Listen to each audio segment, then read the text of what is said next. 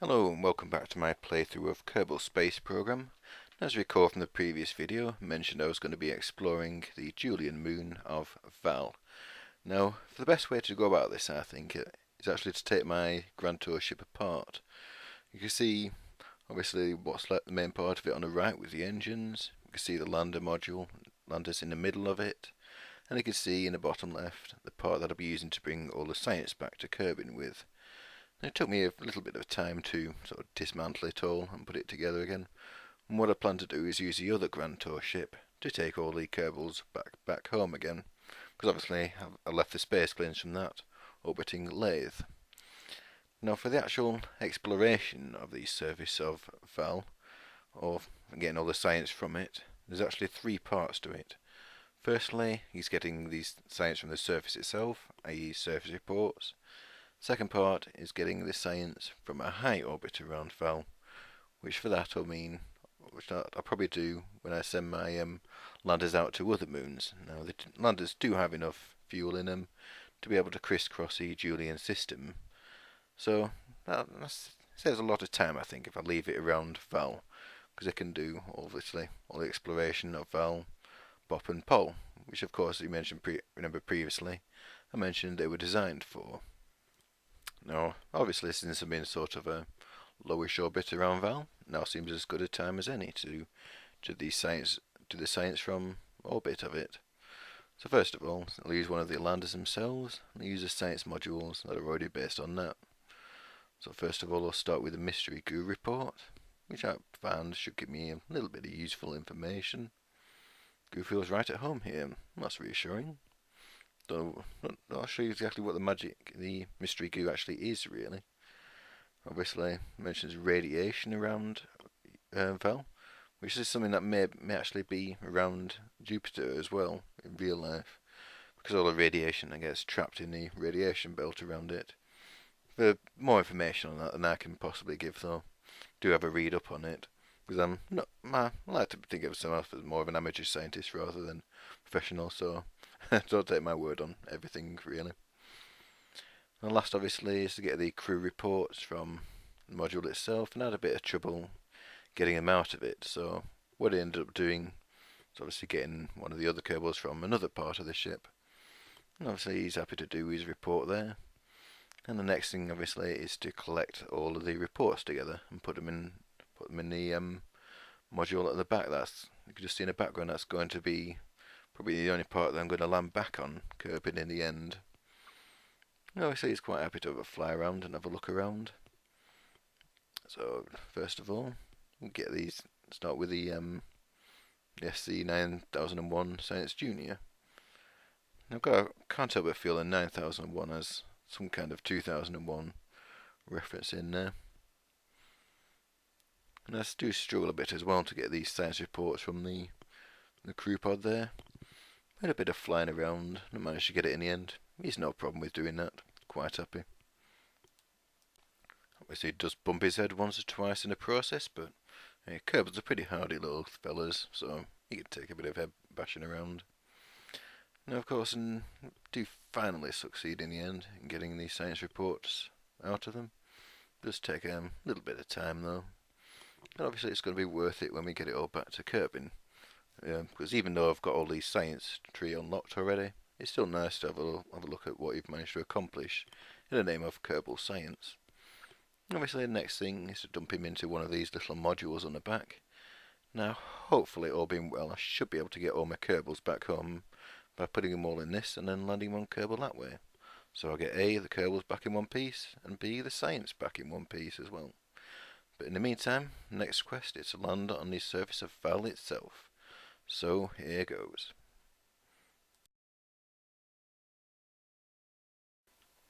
Okay, for this I've decided what the best way to do it is to actually try and land on the light side. So I've just time warped a bit around the planet, and now I've got my Kerbals at dawn rise, or dawn over Vall. Of course the next thing, obvious step, is to get them down in one piece. So just a bit of RCS just to move it away from the ship. And then I'm going to have to start activating the engines again, and hope that they still work after all this time.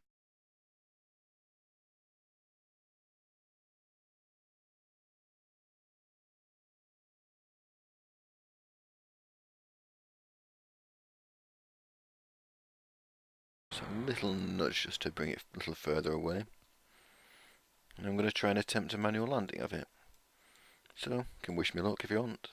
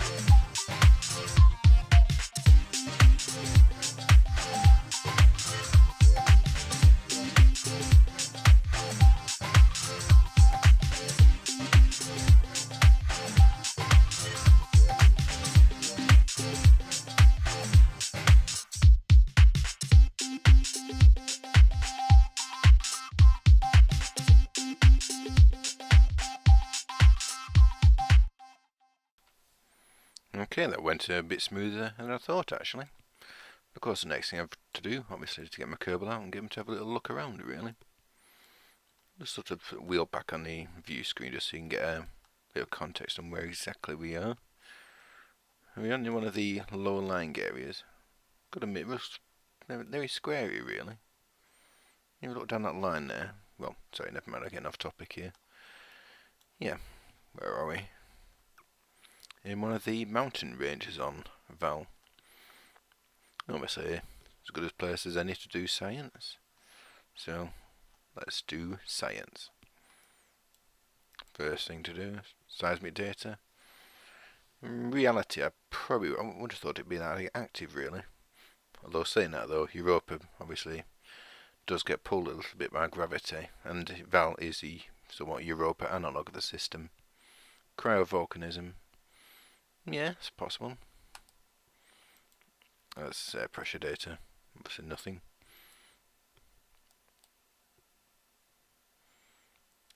Gravitational fluctuations in the shifting interior of the planet, which would suggest that the core is somewhat active.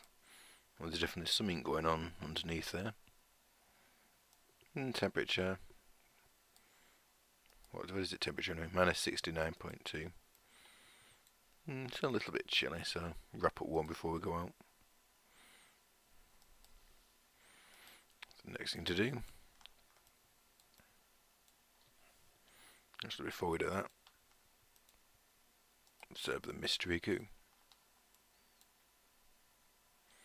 Observe the goo. It doesn't really tell us all that much, really, does it?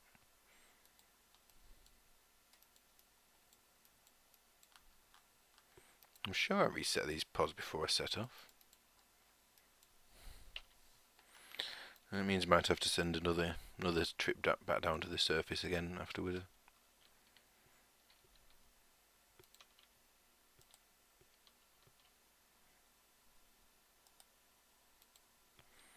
Okay, obviously the next thing to do is to get a surface sample, which is the whole reason why we came down to this. Overall, this is going to give us a massive amount of information, really. So, what do I do? Should I get my Kerbal to do a bit of looking around? Why not? It's come all this far, taking some of the blue scenery. Doesn't seem to be much to see at this particular point of Vall. Obviously, you might be wondering if is there anything at all to see on Vall besides blue scenery. The answer to that is yes, and I shall show it later on. I'll also give you a little spoiler as well, so it doesn't give any surprises away. It's fast to say, there is something on here besides blue rocks to look at. The next thing to do, get a little fella back on board the ship. And then obviously we'll take him back up to orbit after I finish smashing him around a little bit. But I've said before, they're pretty hardy little creatures, and they don't mind.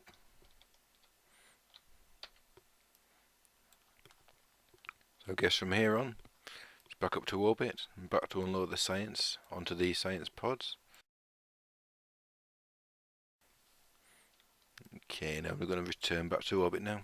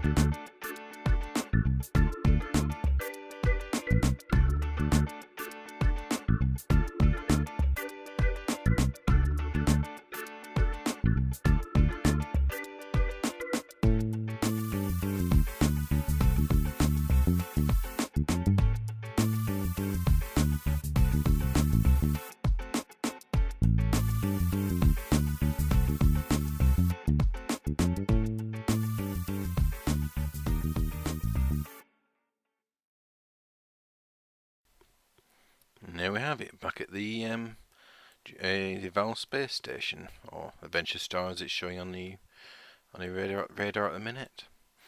So all that's left to do now is unload this science, pack it away, and then that pretty much concludes the visit to Vall. Thank you for watching, and I hope you've enjoyed this video.